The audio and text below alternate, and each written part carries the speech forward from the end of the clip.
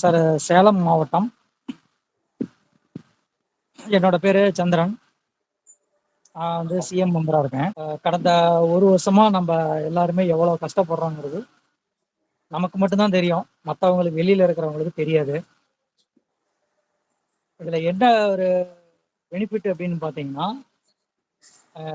Company நடக்கக்கூடாது அப்படின்னு நான் நினைச்சு நிறைய பேர் நிறைய சதி பண்றாங்க. ஆனா இதுல பாதிக்கப்படுறது நம்ம மட்டும்தான். என்னோட டவுன்லைன்ல வெளியே சொல்ல முடியாத பல சம்பவங்கள் நடந்திருக்குது. எப்படி சொல்றதுன்னு தெரியல. எல்லாருமே ஒரு நம்பிக்கையில சரி அடுத்த கட்டம் நம்ம வாழ்க்கையில ஒரு நல்லது நடந்துராதா அப்படிங்கிற ஒரு தாட்டுக்காக தான் நம்ம எல்லாருமே கண்டிப்பா இதுல உள்ள வந்திருப்போம். நிறைய மீட்டிங் அட்டன் பண்ணி கம்பெனியை பத்தி முழுசா புரிஞ்சுக்கிட்டு நல்ல விதமா நடக்கும் அப்படிங்கிற ஒரு நம்பிக்கையில தான் நமக்கு கீழே இருக்கிறவங்க எல்லாரையுமே நம்ம வந்து பிளானை பத்தி சொல்லி ஒரு நம்பிக்கை கொடுத்து நம்ம கம்பெனியோட நம்பிக்கை நல்லா இருக்கும் அப்படின்னு சொல்லி தான் நம்ம எவ்வளோ பேரை ஜாயின் பண்ணோம். ஆனா அதை நடக்க விடாம பண்ணி அவ்வளவு பேர் பாவத்தையும் கொட்டிக்கிறாங்க. அதுதான் உண்மை. இது வந்து என்னோட கருத்து என்னன்னு கேட்டீங்கன்னா, அதாவது ஒரு நல்லது ஒரு கெட்டது அப்படிங்கிறது தீர விசாரிக்கிறதுக்கு இவ்வளவு காலம் தேவையில்லை. ஆனா கோர்ட்டுக்கு போனா அப்படிதான் நடக்கும். கிட்டத்தட்ட 20 வருஷமா தீர்க்க முடியாத பிரச்சனைகள்லாம் எவ்வளவோ இருக்கு. ஆனா அதே கோர்ட்டு நினைத்தால் எவ்வளவு சீக்கிரம் முடிக்க முடியுமோ அவ்வளவு சீக்கிரம் முடிக்க முடியும். ஏன்னா இதை நம்பி பல பேர் உயிரை கையில பிடிச்சிக்கிட்டு திரும்பவும் நமக்கு ஒரு வாழ்க்கை கிடைச்சிராதா அப்படிங்கிற ஒரு நம்பிக்கையில காத்துக்கிட்டு இருக்கிறாங்க. அந்த நம்பிக்கையில தான் நானும் இருக்கிறேன்.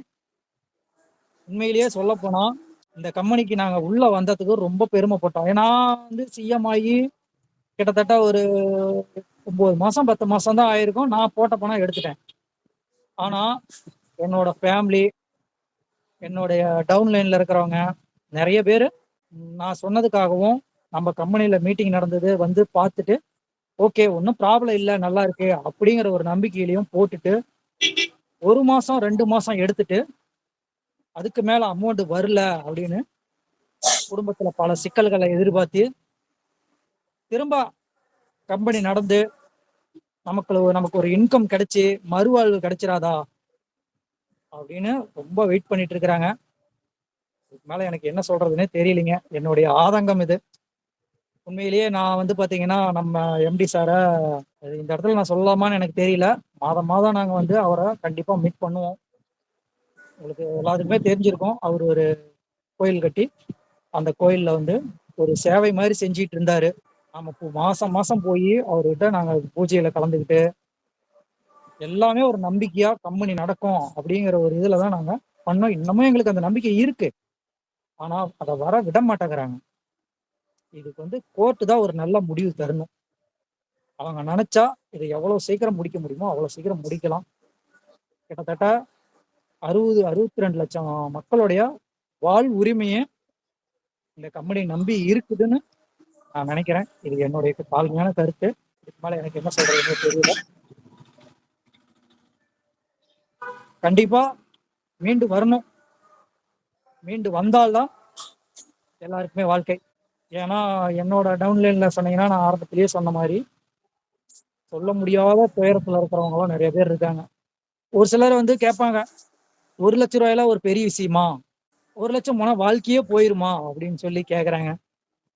ஒரு மாதத்துக்கே 7,000 ரூபாய் 8,000 ரூபாய் சம்பாதிக்கிறவங்க என்னோட டவுன்லைன்ல இருக்காங்க. ஏன்னா அவங்களாம் வயதானவங்க, அவங்களால வேலைக்கு போக முடியாது. ஒரு வாட்ச்மேன் வேலைக்கு போறவரு மாசம் 6,200 ரூபாய் சம்பளத்துல நைட் வாட்ச்மேன் வேலைக்கு ஒரு வயதானவர் போயிட்டு இருக்காரு. அவர் ஒரு வருமானம் கிடைக்கும் அப்படிங்கிற ஒரு காட்டுலதான் 1 மாசம் தான் எடுத்தாரு. அதுக்கு மேல அமௌண்ட் வரல. அப்படிங்கும் போது அது அவருக்கு ஒரு பெரிய தொகை தானே. சொல்றவங்களுக்கு ஒன்றும் அது பெரிய கஷ்டம் இல்லை. ஆனா அந்த அனுபவிக்கிற இடத்துல இருந்து பார்க்கும்போதுதான் அந்த கஷ்டம் என்னங்கிறது நமக்கு புரியும். அது மட்டும் இல்லாம நம்ம ஒரு ஃபேமிலியில ஒரு ஐடி தான் போட்டிருப்போம்னு நினைக்கிறீங்களா? ஒரு ஃபேமிலிக்கு வந்து ஒரு ஃபேமிலியில 4 பேர் இருக்காங்கன்னா குறைஞ்சது 3 பேர் ஐடி போட்டிருப்பாங்க. அந்த ஒருத்தர் ஏன் ஐடி போடலன்னா அவங்களுக்கு 18 வயசு ஆயிருக்காது. கண்டிப்பா அதுதான் உண்மை. அப்படிங்கும்போது அவங்க 3 பேத்துக்கும் சேர்த்து எவ்வளவு அமௌண்ட் போட்டிருப்பாங்க. அந்த அமௌண்ட் வரல அப்படின்னா அது அவங்களுக்கு சிரமம் இல்லைங்களா? என்னுடைய உண்மைதான் தாட் உண்மைதான் அதுதான். உண்மை. 1,00,000 இப்ப நான் வந்து பாத்தீங்கன்னா சாதாரண ஒரு தொழிலாளி. மாசம் கிட்டத்தட்ட பாத்தீங்கன்னா ஒரு 11,000 12,000த்துக்குள்ள தான் நான் சம்பாரிப்பேன். அது சொல்றதுக்கு நான் இன்னும் வெட்கப்படல, கேவலப்படல. ஏன்னா இதுல என்னுடைய தொழில் அது மாரி. இல்ல இல்ல இதுல வெக்கப்படுறதுக்கோ கேவலப்படுறதுக்கும் ஒண்ணும் இல்ல. நம்ம உழைக்கிறோம், நம்ம கண்டிப்பா, சம்பாதிக்கிறோம், அவ்வளவுதான். கண்டிப்பா. 10,000 8,000 இவ்வளவு சம்பாதிக்கிறவங்களும் இதுல இருக்கிறாங்க. ஐடி வேலையில 50,000 60,000 சம்பாதிக்கிறவங்களும் இதுல இருக்கிறாங்க. அவங்களுக்கு அது பெரிய விஷயமா தெரியாது. ஆனா என்ன மாரி இருக்கிறவங்களுக்கு இது கண்டிப்பா ஒரு பெரிய விஷயம் தான். அதனால சாதாரண அடித்தட்டு மக்களுக்காகவாவது இந்த பிரச்சனைய சீக்கிரமா சரி செஞ்சு, மக்களுக்கு ஒரு நல்ல வழிகாட்டுதல குடுக்கணும்னு நான் இந்த வீடியோ மூலியமா கேட்டுக்கிறேன். ஏன்னா, எல்லாருமே வந்து பாத்தீங்கன்னா, ஒரு நல்லது நடக்கும் அப்படிங்கிற ஒரு மைண்ட் தாட்ல தான் இதுக்குள்ள நம்ம வந்திருப்போம். எடுத்தவங்கள பத்தி பிரச்சனை இல்ல. இப்ப அமௌண்ட் கட்டியிருக்கிறோம்.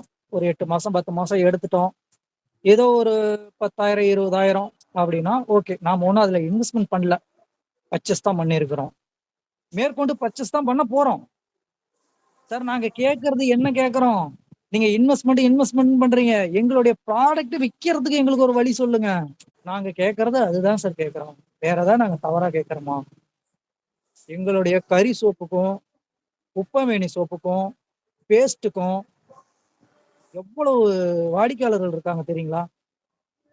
இப்ப சார் எனக்கே அந்த பேஸ்ட் தீர்ந்துருச்சு, பேஸ்ட் கிடைக்கல. புரியலைங்க சார். பேஸ்ட் தீர்ந்துருச்சு. இடையில வந்து கிடைச்சிச்சு, தீர்ந்துருச்சு. ஏன்னா வீட்டுல எல்லாரும் யூஸ் பண்றோமா, வேகமா தீர்ந்துருச்சு. சார் வருஷம் ஆயிடுச்சுங்க சார். எல்லாத்துக்கிட்டயுமே இருந்தவங்க எல்லாத்துக்கிட்டயுமே கண்டிப்பா வித்திருக்கும். ஏன்னா நாம அந்த பேஸ்ட்ட வாங்குனோம்னா, மத்த பேஸ்ட் மாரி ரூ. 5 ரூ. 10க்கு நம்ம சும்மா கையளவுக்கு வாங்குற போறதில்ல. நம்மளது வாங்குனோம்னா, ஒரு ஃபேமிலியே வெளக்குனாலும், கண்டிப்பா ஒரு 1 1/2 மாசம், 2 மாசத்துக்கு வரும். அதே மாரி குப்பைமேனி சோப்பும் நம்ம வாங்கி யூஸ் பண்ணோம்னா, நல்லா இருக்கு. எங்களுக்கு எங்க பொருள விக்கிறதுக்கு தான வழி சொல்றோம். அந்த பொருள வித்து, அந்த பொருள வாங்குறது மூலியமா எங்களுக்கு ஒரு இன்கம் கிடைக்கும். அதுலருந்து எங்களுக்கு ஒரு இன்கம் குடுப்பாங்க.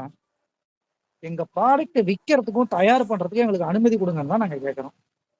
அதக்கூட நீங்க எதுவுமே பண்ணாம இருக்கிற ப்ராடக்ட்லாம் கொண்டு போய் வச்சுக்கிட்டு, அந்த ப்ராடக்ட்லாம் இன்னைக்கு YouTubeல உட்கார்ந்து பேசுறவங்கலாம் பேசுறாங்க. அந்த ப்ராடக்ட் எக்ஸ்பைரி ஆயிருக்கும். இதுக்கு மேல அந்த ப்ராடக்ட்லாம் வேலைக்கு ஆகாது. அப்படின்னு சொல்லி சார் அந்த ப்ராடக்ட் எக்ஸ்பைரி ஆவ வச்சது யாரு? அதுக்கு காரணம் யாரு? அததான் நாங்க கேட்கிறோம். நாங்க ஒரு தொழில் செய்ய தான் வந்திருக்கிறோம். அந்த தொழில நடத்துறதுக்கு எங்களுக்கு ஒரு வாய்ப்பு, வழி குடுங்க. அததான் கேட்கிறோம்.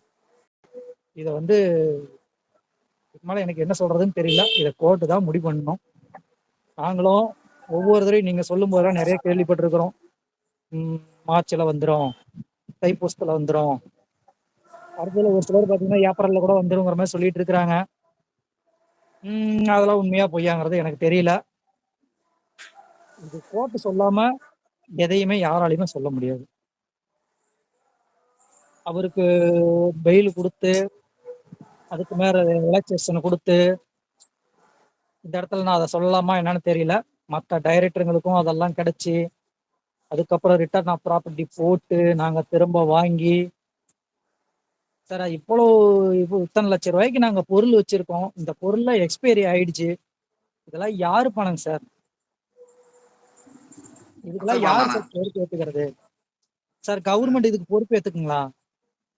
நியாயமான இந்த கேள்வி. ரிட்டர்ன் சார் இந்த ரிட்டர்ன் ஆஃப் ப்ராப்பர்ட்டி போட்டு எங்க பொருள வாங்கும்போது, எங்க பொருள் எக்ஸ்பைரி ஆயிருக்கும். அந்த எக்ஸ்பைரி ஆன பொருள கவர்மெண்டே எடுத்துக்கிட்டு, அதுக்கு உண்டான பொருள கவர்மெண்ட் தருமா? பணத்த தருமா? எங்களுடைய கேள்வி நியாயமான கேள்வி அதுதான். முன் வச்சிருக்கீங்க. மக்கள் இதுக்கு என்ன பதில் சொல்றாங்க அப்படிங்கிறத பார்க்கலாம். ஓகேங்க சார். அதனால இது வந்துருங்கிற ஒரு நம்பிக்கையோட நாங்க காத்திருக்கிறோம். கடைசி நம்பிக்கை. யார் எது நெனச்சாலும் சரி, இது என்னுடைய கடைசி நம்பிக்கை. நான் மட்டும் இல்லாம, அ எல்லாரும் சொல்ற மாரி தமிழ்நாடு, கேரளா, கர்நாடகா நெறைய ஸ்டேட்ல நம்மளுது இருக்குது. நடந்துட்டு இருக்குது. சரி இன்னைக்கு ஒவ்வொரு ஸ்டேட்லயும் எவ்வளவோ மோசடிகள் நடக்குது. அதாவது ரூ. 1 குடுத்தா ரூ. 2 குடுக்குறேங்கிற மாரிலாம் சொல்லி பண்ணிட்டு இருக்கிறாங்க. இந்த மாரி கம்பெனி எல்லாம் யாருமே எதுவுமே கேட்கறது இல்லைங்க. நீங்க ஒரு வேலை செய்யுங்க, அந்த வேலைக்கு ஒரு இன்கம் குடுக்குறோம். ஒரு பொருள் விக்கிறோம். அந்த பொருள்ல இருந்து உங்களுக்கு ஒரு இன்கம் குடுக்குறோம் அப்படின்னு சொல்லி நியாயமான முறையில செஞ்சுகிட்டு இருந்த ஒரு கம்பெனிய, அரசியல் காழ்ப்புணர்ச்சியா, இல்ல பர்சனல் வெஞ்சன்ஸா என்னங்கிறது எனக்கு தெரியல.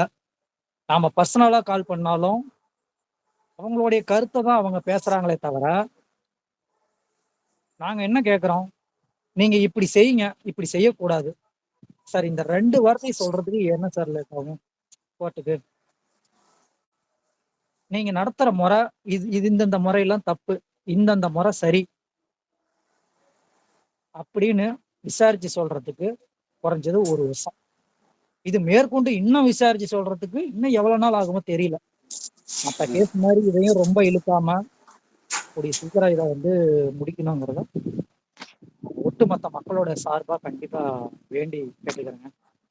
இது வந்து நிச்சயமா நிச்சயமா. எல்லாத்துக்குமே அதாவது வந்து இஓடபிள்யூ இருந்து ம், நம்ம மாண்புமிகு நீதி அமைச்சர் வரையிலும், நீதிபதி வரையிலும் எல்லாருக்குமே நான் இதான் ரொம்ப தாழ்மையா கேட்டுக்கிறேன். ஏன்னா எனக்கு வந்து பாத்தீங்கன்னா எம்டி வந்து தெரிஞ்சவரோ, சொந்தக்காரோ, பக்கத்து வீட்டுக்காரோ எதுவுமே கிடையாது.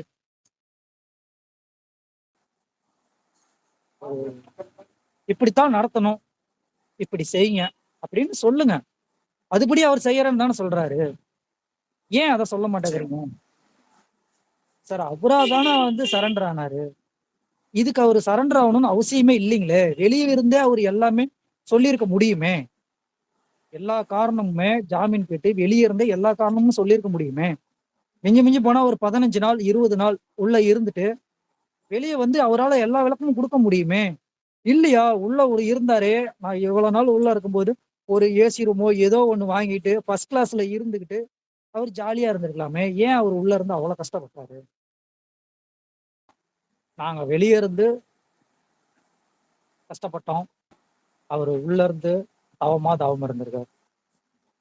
அதுதான் உண்மை. இத கூட அவங்க மாத்தி பேசுறதுக்கு ஒரு வாய்ப்பு இருக்கு. நீங்க புரிஞ்சுக்காத பேசுறீங்க, உங்களுக்கு சட்டத்தை பத்தி தெரியல. சார் நாங்க ஒரு சாதாரண பாமர மக்கள், படிப்பறிவு இல்லாதவங்க. உடனே நீங்க சொல்லிடலாம், படிப்பறிவு இல்லாதவங்க ஏன் இதெல்லாம் செய்யணும் அப்படின்னு. அதுக்கான பதிலை நான் ஃபர்ஸ்டே சொல்லிட்டேன். சார் எங்களுடைய வாழ்வாதாரம் அடுத்த கட்டத்தை நோக்கி நகர்ந்துராதா? சார் நம்ம நாட்டுல மட்டும்தான் ஏழைகள் ஏழைகளாகவே இருக்க வேண்டும். பணக்காரர்கள் பணக்காரர்கள் மேலும் பணக்காரர்களாகிட்டே போயிட்டு இருக்காங்க. இதுதான் சார் உண்மை. ஏன்னா நான் செய்யற தொழில்ல அப்படிதான். எனக்கு கூலி வந்து பாத்தீங்கன்னா 30 ரூபாய் கொடுத்தாங்க அப்படின்னா அதை உற்பத்தி பண்ணி அவங்க விற்கும் போது அதை 600 ரூபாய்க்கு விற்கிறாங்க. சார் 1 மணி நேரத்துக்கு என்னுடைய வருமானம் 30 ரூபாயில இருந்து 40 ரூபாங்க. நான் ரொம்ப நேரம் எடுத்துக்கிறேன்னு கூட நினைக்கலாம், தவறா நினைச்சுக்காதீங்க. என்னுடைய ஆதங்கத்தை இதுல நான் சொல்றேன். 1 மணி நேரத்துக்கு 30 ரூபாய் நான் சம்பாதிக்கிறேன். ஒரு நாளைக்கு 300 ரூபாயில இருந்து 350 ரூபாய் சம்பாதிக்கிறேன். ஆனா அதை உற்பத்தி செஞ்சு விற்கிறவங்க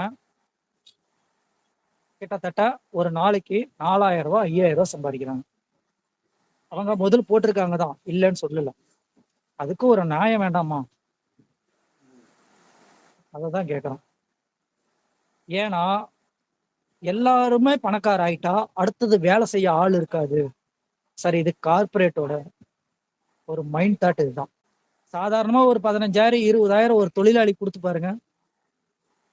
அந்த தொழிலாளி அந்த கம்மி சம்பளத்து வேலைக்கு போக மாட்டான். கடின உழைப்பு. காலையில 5 மணி 6 மணிக்கு வேலைக்கு போயிட்டு சாயந்தரம் 7 8 மணி வரையிலும் வேலை செய்யறாங்க. 500 ரூபாய் 550 ரூபாய் சம்பளத்துக்கு வேலை செய்யறாங்க. கடின உழைப்பு. அவங்களுக்கு போய் ஒரு நாளைக்கு நான் உங்களுக்கு 600 ரூபாய் கொடுக்குறேன் 800 ரூபாய் கொடுக்குறேன் அப்படின்னா அந்த கடின உழைப்புக்கு போவாங்களா? இது யாருடைய தவறு? சிஸ்டத்தோட தவறு இது. உழைப்புக்கு ஏத்த ஊதியம் வேணும். அது இல்லைங்கிற பட்சத்துலதான் நாங்க அடுத்ததை தேடி போறோம். அப்படி ஒண்ணு நாங்க கிடைச்சதா நினைச்சுதான் இதுக்குள்ள வந்தோம். நல்லபடியா போயிட்டு இருந்தது. ஆனா திடீர்னு உள்ள வந்து ஆட்டையை கலைச்சிட்டாங்க. அதுல என்ன ஒரு அவங்களுக்கு ஆனந்தமா தெரியல. ஓகேங்க சார், நம்ம 6 மக்கள் சார்பாகவும் நம்ம சொல்றோம், கூடிய சீக்கிரம் நமக்கு ஒரு நல்லது நடக்கணும். இந்த சமயத்துல நானு எம்டி சாருக்கும் ஒரு வேண்டுகோள் வைக்கிறேன். சார், உங்களால முடிஞ்ச கருத்த நீங்க சொல்லிட்டீங்க. அதுக்கு மேல முடிவு பண்ண வேண்டியது அவங்க தான். கோர்ட்டு தான்.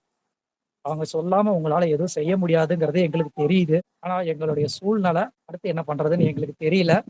கூடிய விரைவில திரும்பவும் ஒரு நல்ல செய்தி வந்தால் எல்லாமே நல்லா இருக்கும். ஏன்னா என்னுடைய டவுன்லைன்லாம் பார்த்தீங்கன்னா, கரெக்ட்டா சிஎம் கட்டி பின் அமௌண்ட் வாங்குறாங்க. ப்ராப்ளம் ஸ்டார்ட் ஆகி அமௌண்ட் கரெக்ட்டா பின் வருது. ஃபோன் பண்ணி, "சார் பின் வாங்கிட்டேங்க" அப்படின்னு சொல்றாங்க. என்கிட்ட சொல்லாமயே பணம் கட்டிட்டாங்க. "சார் எப்ப பணம் கட்டுனீங்க? என்ன ஏதுன்னு?" கேட்கும்போது, "இது மாரி நான் நேத்தே நைட்டே பணம் கட்டிட்டேன். பணம் அக்கவுண்ட்லேருந்து ட்ரான்ஸ்ஃபர் பண்ணிட்டேன்" அப்படின்னு சொல்லி சொன்னாங்க. அடுத்த நாள் எனக்கு பின் வந்த உடனே ஃபோன் பண்ணி சொன்னாங்க. எனக்கு தூக்கி வாரி போட்டுருச்சு. ஏன்னு கேட்டீங்கன்னா, அந்த நியூஸ் எனக்கு அப்பதான் வந்தது. அமௌண்ட் கொஞ்ச நாளைக்கு நிறுத்தி வைக்கப்படும் அப்படின்னு சொல்லி. உடனே நம்ம நிறுவனத்துக்கு ஃபோன் அடிச்சு, டைரக்டர் கிட்ட ஃபோன் அடிச்சு கேட்டேன். "சார் கவலைப்படாதீங்க. கண்டிப்பா எலக்ஷன் முடிஞ்ச உடனே நமக்கு ஸ்டார்ட் ஆயிரும். பின் வந்தா ஒண்ணும் பிரச்சனை இல்ல. ஓப்பன் பண்ணி அவங்கள வேலை செய்ய சொல்லுங்க. பார்த்துக்கலாம்" அப்படின்னு சொன்னாங்க. உடனே நானு, "இது மாரிங்க, நீங்க ஒரு வார்த்தை என்ன கேட்டுட்டு கட்டியிருக்கலாம். சரி, ஓகே, ஒண்ணும் தப்பு இல்ல. நீங்க செய்யுங்க. நம்ம நிறுவனம் நல்ல நிறுவனம் தான். கண்டிப்பா தொடர்ந்து நடக்கும்" அப்படின்னு சொல்லி ஒரு நம்பிக்கை குடுத்து செஞ்சுகிட்டு இருந்தேன். அவங்களா இன்னும் ப்ராடக்ட் வாங்கிட்டாங்க. ஆனால் அ ₹1 செஞ்ச கூட எடுக்கல. ஒர்க்குக்கு செஞ்ச ஒர்க்குக்கு சார், இத கூட ரூ. 1 கூட எடுக்கலங்கிறது தவறு. ஏன்னா, நம்ம பணம் கட்டல. ப்ராடக்ட் பர்ச்சேஸ் பண்ணியிருக்கிறோம். அதுக்காக ஒரு ஒர்க் பண்றோம். அந்த ஒர்க் பண்ற காச நமக்கு அவங்க குடுத்தாங்க. அந்த ஒர்க் பண்ண அமௌண்ட் நமக்கு குடுக்க முடியாத அளவுக்கு பண்ணிட்டாங்க. அதத்தான் நான் அதுதான் சொன்னேன். விஷயம். இன்னும் ஒரு அமௌண்ட் கூட எடுக்கல. ஒரு அமௌண்ட் கூட அவங்க எடுக்கல. அப்படி ஒரு சூழ்நிலைய அவங்க தள்ளிட்டாங்க. சரி, இதுல வந்து நெறையா வீட்ல கலந்துக்கிட்டு கணவன் மனைவியா போட்டவங்க எல்லாம் நெறைய பேர் இருக்காங்க. அப்ப எல்லாம் ஒட்டுக்கா சேர்ந்து ச இது பண்ணும்போது நல்லபடியா அமௌண்ட் வந்துகிட்டு இருந்தது. நமக்கு தான் தெரியுமே. அதாவது நமக்கு ஒரு பொருளாதார நெருக்கடி வரும்போது தான் சொல்ல முடியாத துயரங்கள், சொல்ல முடியாத பிரச்சனைகள்லாம் வரும். இப்ப எல்லாம் பணம் வரும்போது எல்லாமே நல்லா கொஞ்சம் எப்பயும் போல நார்மலான லைஃப் போயிட்டு இருந்தது. நாம சொல்லலாம், "நாங்க சூப்பரா இருந்தோம்" அப்படின்லாம் சொல்ல முடியாது. நார்மலான ஒரு லைஃப்க்கு போனோம். ஒரு நார்மலான ஒரு லைஃப் போயிட்டு இருந்தது. ஆனா பார்த்தீங்கன்னா, இப்போ சார் ஒரு நிமிஷம் கொஞ்சம் நான் நவுந்து வந்துர்றேங்க. மத்தவங்கள மாரி நார்மலான ஒரு லைஃப் வாழ்றதுக்கு முயற்சி பண்ணி வாழ்ந்தோம். ஆனா, இப்ப பார்த்தீங்கன்னா, அதுக்கும் வழி இல்லாம இப்படி ஒரு தவறான புகார குடுத்து, நம்ம என்ன சொல்றதுன்னே தெரியாத அளவுக்கு பண்ணியிருக்காங்க. சரி, ஓகே, மீண்டு வருவோங்கிற ஒரு நம்பிக்கையில காத்திருப்போம். கண்டிப்பா காத்திருப்போம். ரொம்ப நன்றிங்க சார். Thank you. நன்றி சகோதரா. அருமையா பேசுனீங்க.